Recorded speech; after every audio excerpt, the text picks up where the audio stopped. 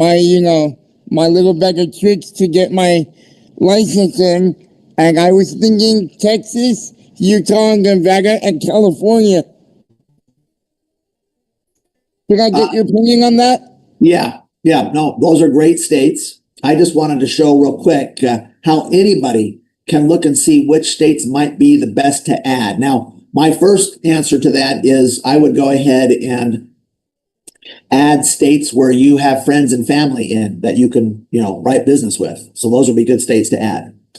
But also, if you go into the portal, which I'm sharing on the screen now, and go to the calendar, in the calendar tab, just click on the gear tab over here on the right, this gear tab, and it will take you and show you which states currently we're getting appointments in. California, if there's a gold star, that means that's a good state. We're getting a preponderance of appointments there. So California is a great state. Maryland is a great state. It's got a star, and so does Texas. So those are 3 for sure states that you'll want to add. And then you can also look at what states have arrows going up. New Jersey, North Carolina, Ohio, South Carolina. If the arrow is going up, that means we're getting more and more appointments in those states. And so those will be good states to add on. And you can see that I personally have a lot of these states. Unfortunately, I don't have California yet for whatever reason, partly just because I'm an idiot and I haven't added it on. But I'm currently in the process of trying to get that done. Anybody who's been in the business for as long as I've been in the business, having started in this world back in 1999, there's just odds and ends that some states like California are requesting to deliver to them. That is making my process of getting appointed with them a little bit of frustration. I've never really worried about it because, as you can see, I've got 30 other states and that's just fine. But I'm working on trying to add California because it is a good state to add to. Hopefully that helps to answer your question. Anu, please go ahead. Thank you. You bet, Thomas. No, I just want to thank you, Heath. For me, this is always the most valuable meeting of the week. The information that you share with all of us, I always pick up something. 4 pillars. I use that all the time, and that's not part of our normal process. But I always pick something up, so I try not to miss this meeting. I love it. Thank you, Anu, and I appreciate you saying that. That makes me feel good, and it makes me want to keep giving and delivering as much as I can. So thank you. Does anybody have a thought or a question that has been burning or chapping their hide that they would like to have some clarity on? Let's take a quick moment. Anybody? Yes, Jesse. All right, let's do a little role playing here. You can help me this week, okay? Okay. I got a client with $50,000 in a CD that's matured. They're talking to their Edward Jones people. They say Edward Jones is get him 10 to 11%. Basically, I said, well, what's your goal for this money? And they said, I really don't know. So I'm trying to come up with, obviously that money can be safe income advantage, just turn it to a lifetime pension. Or if you put it into they're older, 65 and 75. So I just don't know what the best route to show them is. But pretty much they said if I can beat Edward Jones. But then I was also thinking, okay, so those are Roth accounts. They're older. They make good money. There's something in the rule book with Roths that you can't put. There's an income thing. I don't know. You know what I'm talking about? Yeah. There's a contribution limit that you can put into a Roth, and that's also mitigated by their current income. So if they make too much money, then that reduces the amount they can put into a Roth, so on and so forth. The first thing that came to my mind, Jesse, is there's 2 things. One, let me share this diagram with you. And I would say, boy, if Edward Jones wasn't getting you 10 or 11% a year, something is extremely wrong because the market has been knocking it out of the park over the last 3 or 4 years, right? and showing this example right here. Here's 2022. Yes, maybe remind them or ask them, how did your money do with Edward Jones back in 22? And they might remember, oh, yeah, we did lose some money that year. Now, of course, the market rebounded the next year, and most people got back. So look, here's 23, here's 24, here's 25, 24%, 23%, 25, 26%. I mean, you should have been doing better than 10 or 11 with Edward Jones, right? Because the market itself did double that. Now, here's the real point to make. And that is, look at the index strategy over the same period of time. In 2022, the market fell. If you're in the index strategy, number one, you don't experience any of those losses. That's cool, but that's not even the coolest part of this program. The index strategy is when the market rebounds the next year and you were made whole, most likely, Edward Jones, you were made whole from the losses of 2022. By the end of 2023, you were back to where you were before. But if you're in the index strategy, you never lost anything. So in 2023, when the market had that 24% gain, look what happened to your money. You grew from your high and you're up here, my friend. Ding, ding, ding, ding, ding, ding. And there's no management fees. Edward Jones in 2022 still made their 1 or 2%. Even though you lost money in 2022. With an index strategy approach, there are no fees because you're just simply linking your money to an index. And whatever it does, you will never lose any money. So that's the first thing that came to my mind, Jesse, which would be a powerful point to make. The second point to make is you were talking about that with Edward Jones, they're making about 10 or 11%. I would say this. What if in the very first year with your money over here, I give you a program with no fees, but I also give you a guarantee of 17.5, no matter what happens in the market. And then every year from there on out, the very least you can get is 7.5%. If you've got no gains at all in the index, I'll still give you a guarantee of 7.5 with no fees. Then see if they can start to eat that, if they can start to taste what that could look like, where they no longer have to worry about risk, where they no longer have to worry about even the ups and downs of the market, and they have a flat guarantee of that 7.5. Do you see where I'm going with that, Jesse? Does that make sense with using the accelerator product? Yeah. So how do you address the surrender period stuff? Because that scares a lot of people. Well, I would just point out, hey, there are some older too. So yeah, there are some gotchas with this, and as there are with everything. And this is an important part. Do not be afraid to give gotchas. I think sometimes agents are afraid to give gotchas, but in truth, the gotchas are a powerful point that gives you not only just more credibility.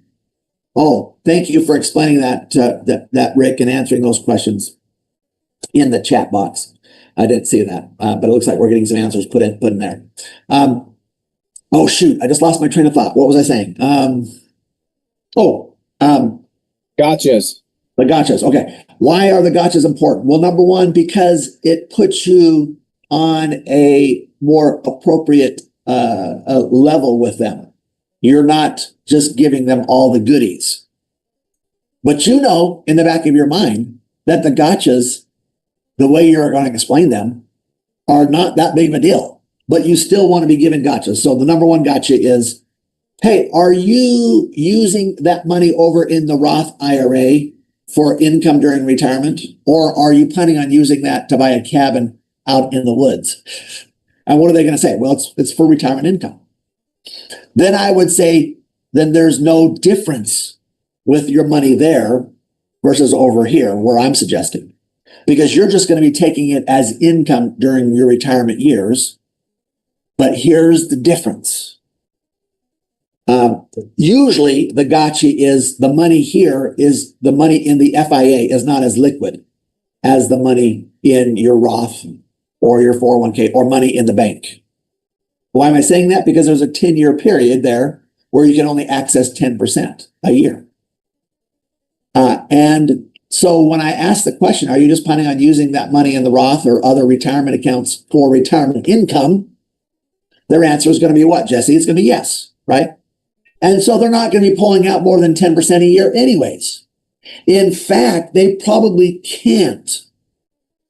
And so not only am I bringing it up as a gotcha and solving it as it's not really even a gotcha, you're not planning on pulling out more than 10% anyways. But in the Roth, are you not still subject to the ups and downs of the market, Mr. and Mrs. Client? Yes, you are. That's right, you are. And so when you talk to your financial advisor, and I'm giving you a presuppositional question here, Jesse, that is a powerful way to approach this.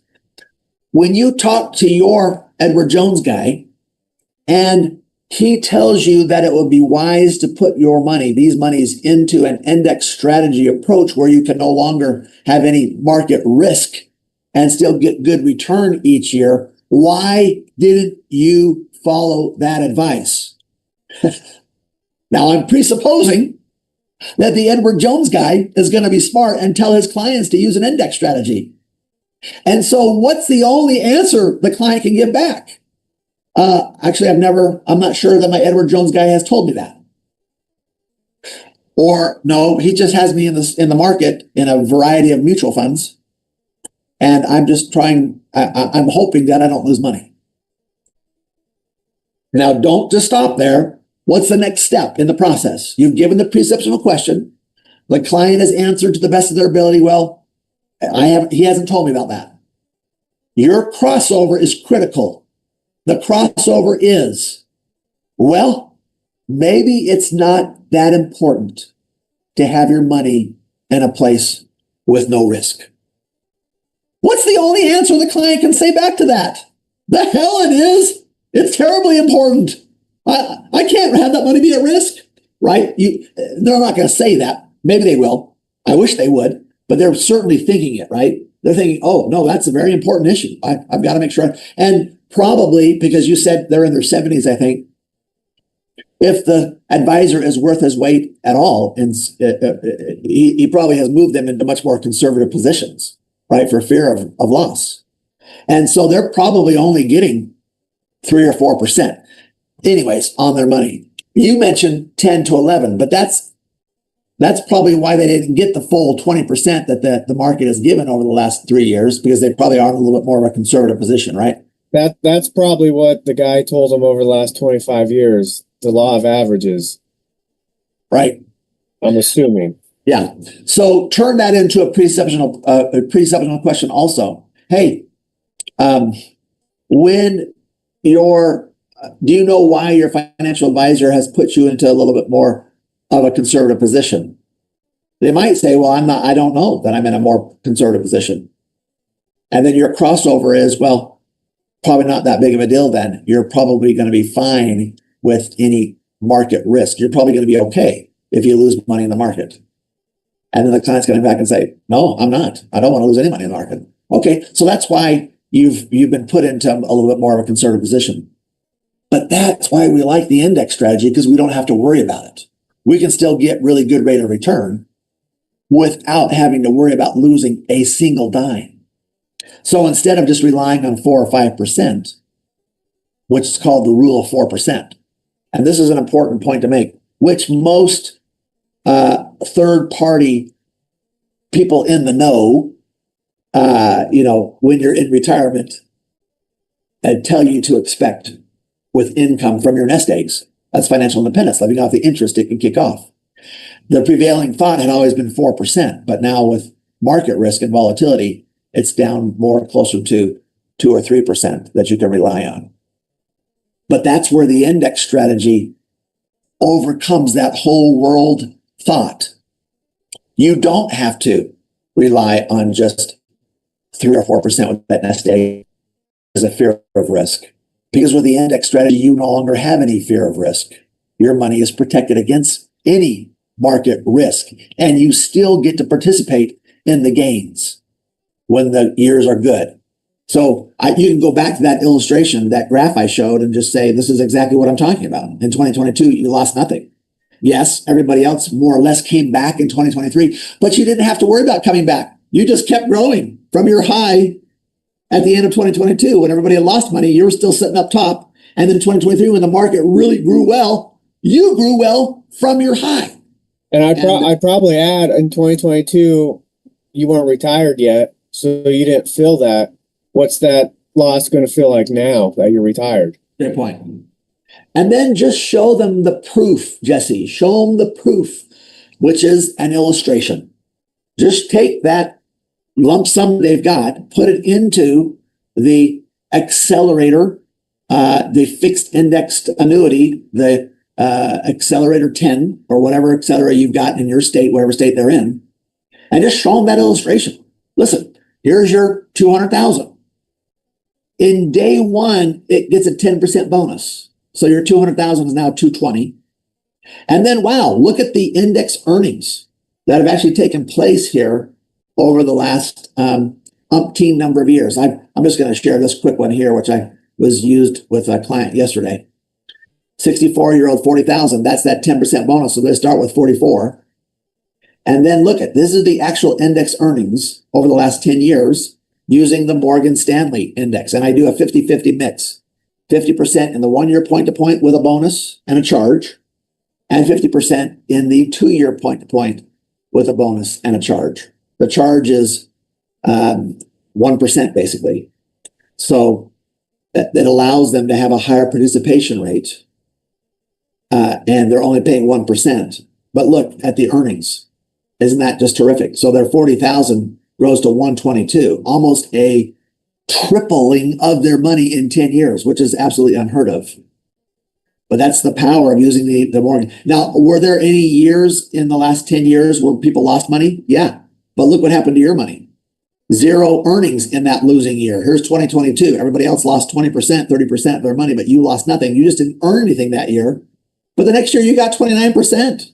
But you grew from your high. You didn't have to catch back up. Everybody else in the market with Edward Jones used 2023 to catch back up to the losses they had in 2022. You're not. You're growing from your high watermark in 2022, and you're eons ahead of everybody else. Then, of course, this program also gives you a 7.5% bonus, right? Every year on top of the index earnings. So at the end of 10 years, you're 40,000 with the income base of 200,000. Hello. Hello. Okay. So all that we're saying is you've got two buckets you can take money from. You can take money from the account value bucket at any time, 10% a year. But then you can also take, if you wanted to, from the larger bucket here, you could turn on a guaranteed income stream and it will give you 11,000. What's the benefit of turning on the guaranteed income stream versus just taking 10% from the account value? Well, the benefit is, should you have a chronic or critical illness, they'll double that to 22,000 for the rest of your life. And give you more money, right? Just in case that came up. So anyways, I don't know, Jesse, I've kind of touched on a couple of little odds and ends there. Does that give you a little bit of some ammo on how to maybe approach that? Does that bonus ever go away? If you start taking money out, does it go away? The bonus would go away if they annuitize it. So once you annuitize it, that stops all the growth and the bonuses, and whatever that lump sum is, they'll just take income from it. But you can still take policy loans of 10%. Sure. And not policy loans, just take money out. It's just called a withdrawal. But you can, I just tell folks, when is the right time to annuitize? Well, it's when you're sick. That's when you start to sense your health is going. When you're 82, not at 70. Let that money continue to compound and grow for as long as you possibly can. You start to sense your health going. The one benefit is the multiplier that happens when you have turned it into an annuity. Well, that was good. Hopefully that gives you some food for thought there. Shannon Campbell, our kind of resident expert. Anything you want to add to that, or anything you would say to that as far as additional information? Well, from what I understand, it freezes when you turn on your income stream.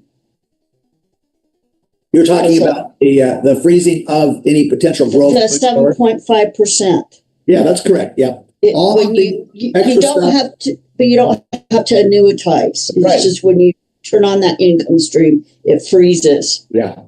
You don't get that anymore. In Or other- when your amount that you initially, started with is 5 times more than what you put into it, then it will totally freeze as well. That's true. That's true. And Shannon brings up a good point here. Taking a guaranteed income withdrawal payment is not the same as annuitizing. In other words, you could take a guaranteed withdrawal without annuitizing it. It's just once you annuitize, then it turns off all of the gain projections, and you just have that lump sum and you start taking it. But the benefit of turning it into an annuity and annuitizing is, should you have that chronic or critical illness, they will double the income to you. And an annuitized asset no longer counts as your asset. If you got deep into the nitty gritty, that's a pretty powerful thing as far as Medicare and Medicaid spend down rules are concerned, because your assets count towards that spend down rule. But once it's annuitized, that money is no longer counted as your assets. It's now the insurance company's assets. And so that protects that money. As an example, if you were in a health situation, you're 80 years old, and you have some serious health issues, Medicare will only cover a certain portion of that. That's when Medicaid is supposed to kick in. And you can pay Medicaid benefits your whole life through your taxes. But if you have assets, Medicaid won't kick in until you spend your assets down to zero. You can only have a very little amount of asset. That's problematic. But if you've annuitized that asset, that money does not count in the spend down, the numbers. Now, there's more than a few ways to skin a cat, but keep in mind too, the IRMA rule, which says in your retirement years, you can only be making a certain amount. Let's say right now it's $96,000 a year, and anything you make above $96,000 a year will trigger an IRMA cap, which the government will say, hey, you're going to have to spend more of your money, you're going to have to pay for more of these benefits because you're making too much money. Right now, if you make more than $96,000 in retirement, you're going to have to pay a larger portion of your own Medicare benefit. You're going to have to pay for that. You're not going to get the same other benefits with Social Security. You're not going to, you're going to have to pay more tax on that. So there's just other issues. The problem with that is right now it's at 96. There are certain folks in government that want to lower that threshold down from 96 right now. For instance, the senator from Massachusetts, what's her name? I forget. But anyways, she wants to lower that IRMA threshold down into the 60,000 range. Now, what that does though is it takes the money from the wealthy that have lots of assets and disperses it, which is a form of communism, if you ask me. But she's doing that, and there is a larger, more and more wider swath of the senators and congressmen that are saying, we can't raise taxes, but we can adjust the IRMA cap limits, and people will not know that in reality they're raising taxes. Instead, they're just saying they're lowering the IRMA tax, and nobody knows what that means. No one knows what that means. But what it does is it will drive those that have more assets and are a little bit more wealthy to have to pay for more of their stuff, where they've already been paying from their taxes to earn the right to have Social Security and Medicare and Medicaid and so on and so forth. So anyways, I touched on a bunch of topics there. Hopefully you can glean from that a thought or two that would be wise to share with them to help them understand that you have their best interest in mind. Anu, did you have a thought though that you wanted to add to that maybe? A question, does income from a Roth count towards that IRMA cap? It does not. At least that would be my expectation. I'm not a tax expert. Tana, if she's got her ears on, maybe she could add to that because she's kind of the resident expert on that, a tax issue. But I do not believe that Roth money counts towards the IRMA spend down rules. Very good. Well, good questions, and that was wonderful.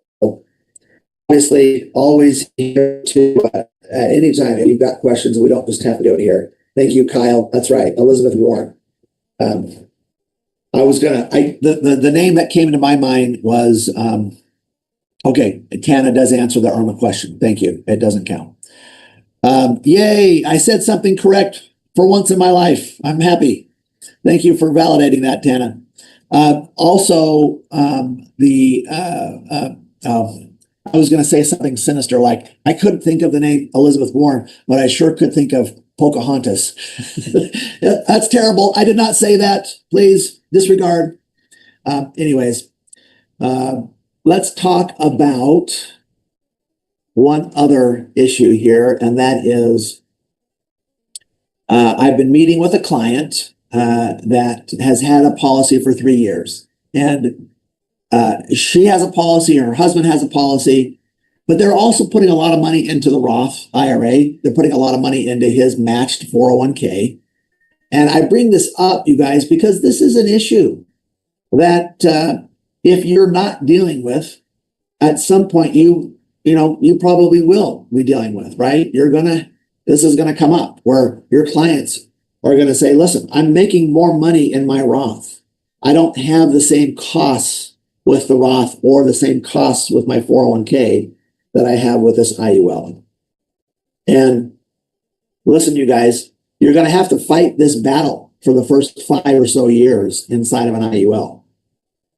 But the battle can be won. Okay, the battle can be won. And so this is what I want to share with you.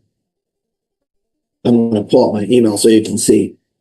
What you're looking at really is helping people understand, yeah, you're going to have more money ultimately at the end in your Roth or your 401k, especially if there's a match in your 401k. Then you'll have inside of the IUL. But your IUL, even though it's going to have less money, will give you more guaranteed income at the end. So what I wanted to share with you was essentially a program that I've just run an illustration. And the illustration will help to give clarity on how this program can work. And we need to help people understand these concepts and these ideas. And the truth of the matter is, your IUL is going to be a really, really good program.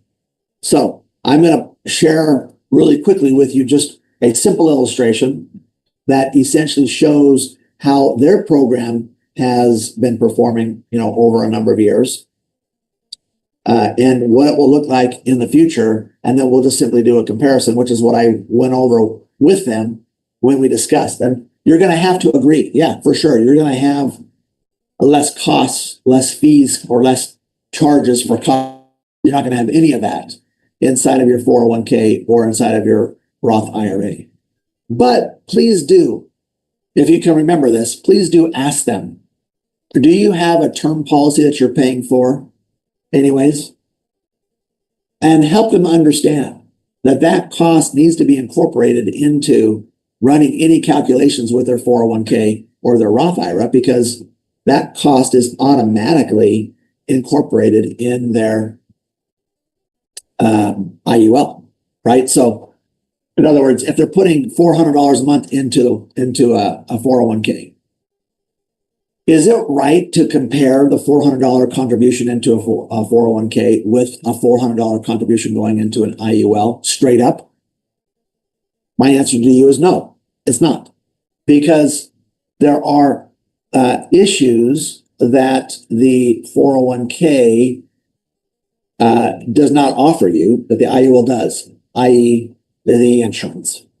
And so you've got to include that cost in the discussion. So find out how much you're paying for your term policy. Well, I'm paying $50 a month. Okay. So in reality, to do apples to apple comparison, we need to show your 401k, not with a $400 contribution, let's take out the cost of insurance that you're spending on the side for the term policy of $50.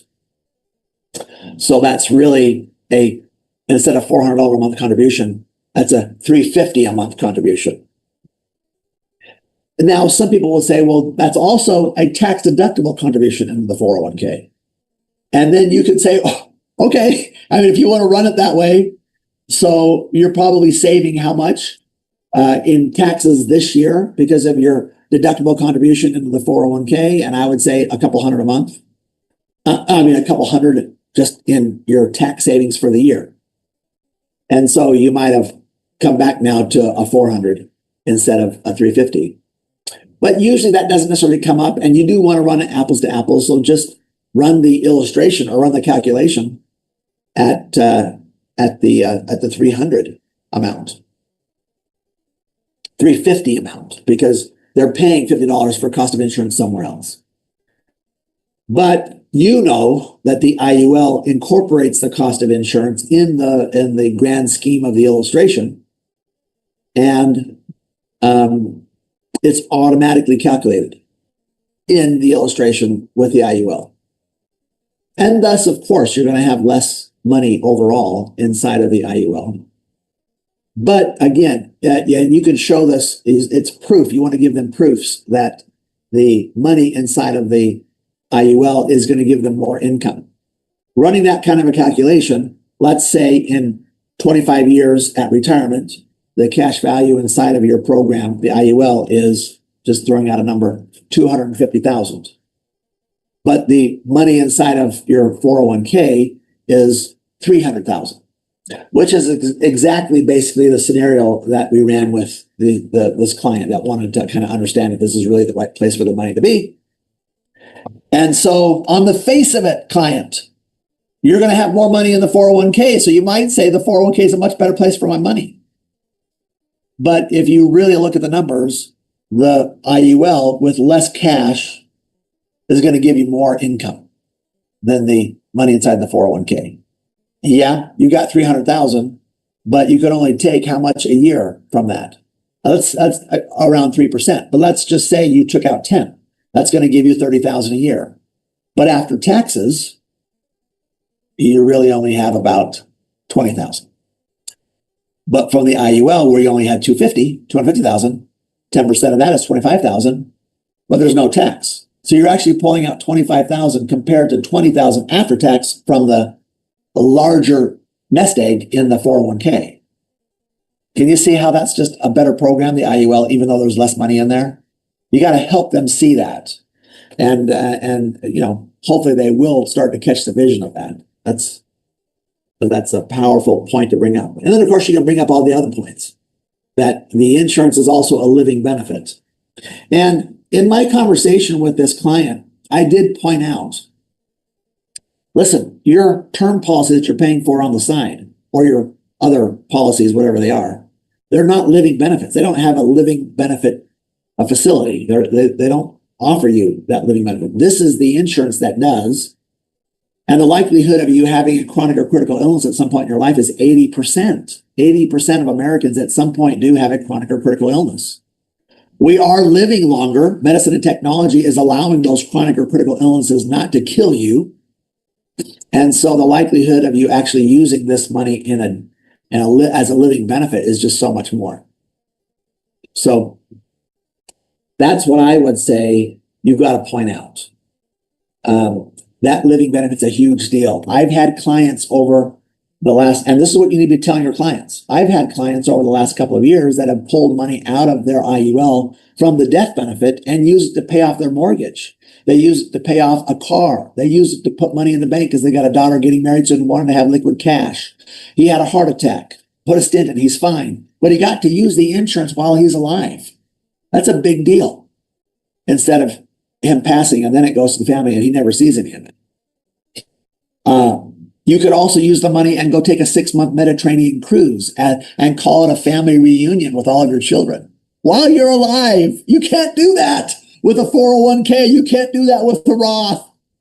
This is too good, you guys, as for folks not to have it as a part of their just plan.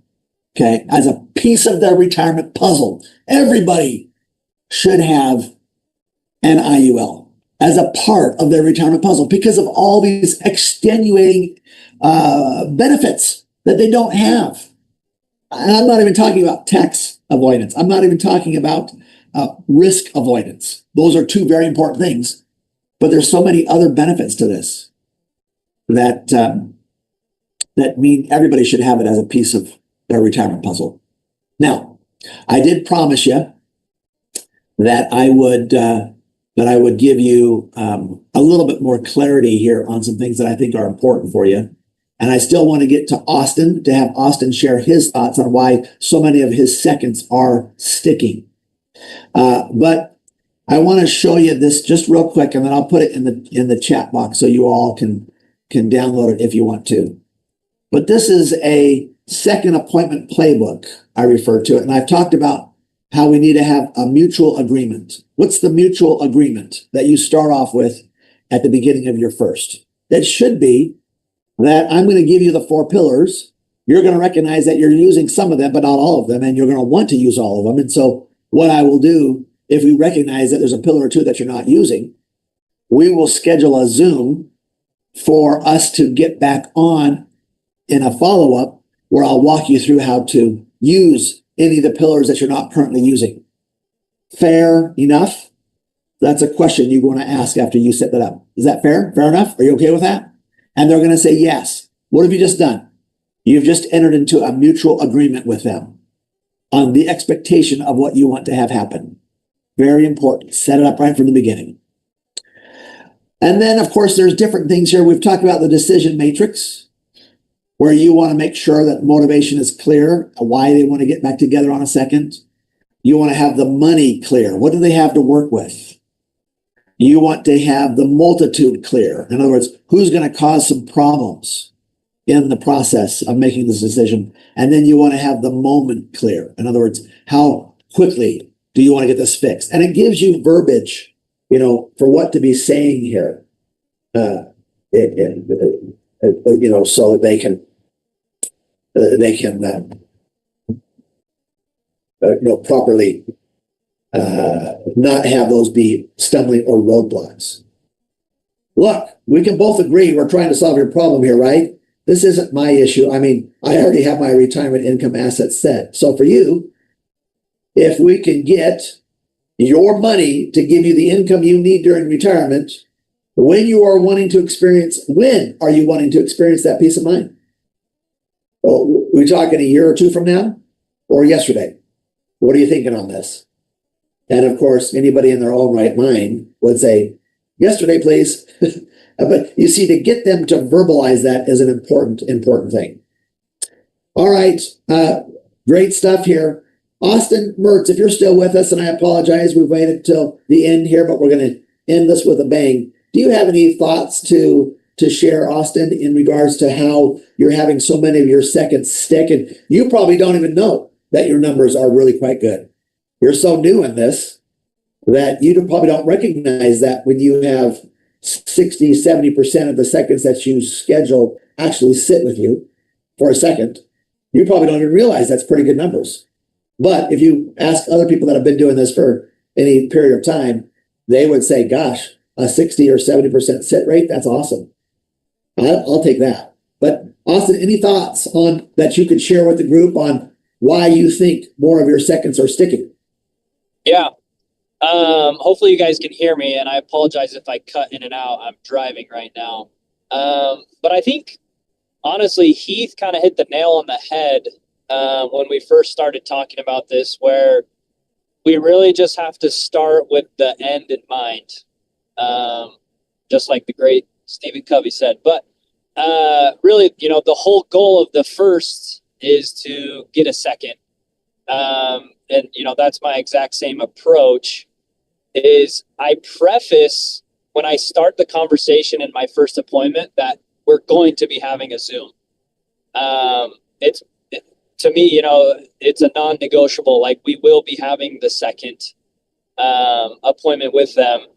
And what I do to say that, I'll just kind of read exactly what I tell the person. And I also just use kind of the 4-pillar approach. I really like it. I think it's familiar to a lot of people, but basically what I say is, hey, we're going to cover these 4 pillars available to help you be 100% ready to retire with income needed to do what you want. Because really that's the goal. You know, we don't want to just retire and grit our teeth to the end. We want to be able to enjoy retirement. Most sense that with the income need, most will sense that they could use one or more of these pillars better. And we'll talk through options to do just that. And then I say, today is just about understanding where you are and what options exist. Our next meeting is where we'll actually design what this would look like for you, if that makes sense. So again, that's basically what I say right off rip with these people is just, hey, you know, this is just a kind of an introductory conversation. And then our next meeting is really where we're going to design what this looks like. Now, obviously, I explained kind of the 4 pillars available, really try and intrigue them, obviously, with the index strategy, you know, the IUL or the index strategy IRA, depending on what their current situation looks like. And then how I've been closing these ones more recently is, you know, my last kind of question, I guess, to really find the money to see if it even makes sense for a second appointment is, you know, ask them, hey, without stretching your budget, how much could you see yourself investing in your retirement? And then whatever number they give me, right? $200, $500, $1,000. I say, okay, great. So now between our next meeting over Zoom, I'm going to crunch some numbers, you know, design an illustration for you so you can see what that would look like. And, you know, even just the last verse that I had yesterday, it was with a husband and his wife. And when I said that, the wife was like, oh, wow, that's really cool. We would love to see that. And to me, it makes complete sense, right? If I was the client, you know, I want to be able to actually see, okay, if I put X amount of money into something, what is it going to look like for my retirement? So I think that's intriguing for a lot of people. And then once I say that to them, I'm like, hey, you know, our next meeting, we're going to look at this illustration together. You know, I just basically say, you know, it's tomorrow at this exact same time, work for you. And I basically just close them right there. So hopefully that answers your question, Heath. But yeah, that's kind of my approach. And again, I, you know, start with the end in mind with that first introductory conversation. Well, that's wonderful, Austin. Absolutely perfect. Thank you so much for sharing that. I don't know how you guys felt about it, but I had this overwhelming feeling that all throughout the first, he's talking about a second, right? And so it just becomes a matter of fact. They're going to book a second because Austin brings it up. He brought it up at the beginning. He brings it up in the middle. He brings it up at the end. That I am going to gather information, share information, but really we're not going to be able to do anything to help you until we do get back together again on that Zoom where we can actually put the stuff together. I love that, Austin. Thank you so much. I know we're over time, but I want to just share 2 quick tidbits. Number 1, Tana has put into the chat box a very, very good piece of the conversation about annuitization. And so I just want to expound on this. She says, I think it's important to note that annuitization of any annuity is different than utilizing the income rider in an FIA. Annuitization gives the account balance to the insurance company in exchange for a stream of income lifetime with nothing left for beneficiaries. Use of the income rider allows the beneficiaries to inherit any part of the account balance that wasn't used by the owner. Awesome. Love that. Now, there is a give and take there. In other words, she mentions it in annuitization that that you give up anything left for beneficiaries.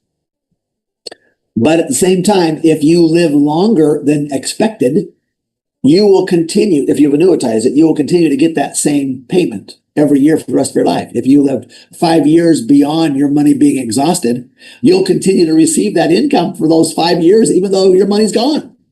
So there is some give and take there. And I love, Tana, that you jumped in there and gave us that concept. They can still take a guaranteed income through the use of the income rider, which then, the beneficiaries would receive whatever's left over should you pass away sooner. And then back to Austin's point, in my discussion just yesterday that I had with Brett, our CEO, I pointed out that I would like to have a better percentage of seconds that stick than I currently personally am experiencing. And I kind of told him what I've been doing. Do you have any suggestions there? And his suggestion is when he asks for the second, he will use this phrase: what's the best way for me to confirm with you for our follow-up Zoom second get together? What's the best way for me to follow up with you? In other words, I normally would just say, hey, I'm going to follow up with a text the day before or the day of to confirm with you. If I get the thumbs up, I'll email over the Zoom link. But the nuance that Brett is saying is ask them how they would prefer to be confirmed. Would they like it with a text? Would they like it with an email? What kind of a prompt would they like? And I think that's powerful because it puts ownership in that confirmation to them. And when they receive the confirmation the way they requested it, the likelihood of them not showing up goes down dramatically. So I thought that was good, and I wanted to share. Maybe you've noticed, hopefully you did, that I did put into the chat box that second appointment playbook. Please, if you have not seen it, take a quick moment and double click on it so you can have it for you. And then we'll cover that in more detail next week and kind of go through that so you understand how it's used. But I'll keep the Zoom open here for a minute or two more so that those of you that maybe haven't seen that in the chat box can click on that Adobe document and just save it to your desktop. So, and yes, by the way, Austin's premise and verbiage to Tana's point is right off of the script of the 4 pillars for his presentation. And I just love it. It's powerful. It works, and proof's in the pudding, right? In that he has very, in fact, I can't think of any second that because I'm still running seconds for him as his closer. I can't think of any seconds that he's told me about that haven't shown, right? They've all shown up. So great proof in the pudding there that approaching it the way that he does is netting a lot of good things. And I can only think of 1 or 2 of maybe 10 that we actually haven't picked up an application with. So good times. And good things are happening, and they'll happen for you too, as you apply some of these principles and just put it to work. But that's the key, right? Put it to work. You can't just hear about it and think, ooh, that sounds good, that's cool, and then do nothing. You got to get in front of people, right? You got to be sharing the message and put this ammo that you now have, these bows in your quiver, put them to work, right? In your conversations with people. Thank you, my friends. Good to be with you. Great to see you. Honored to be in business with you. I do appreciate you. Have a great rest of your week. We'll talk to you later.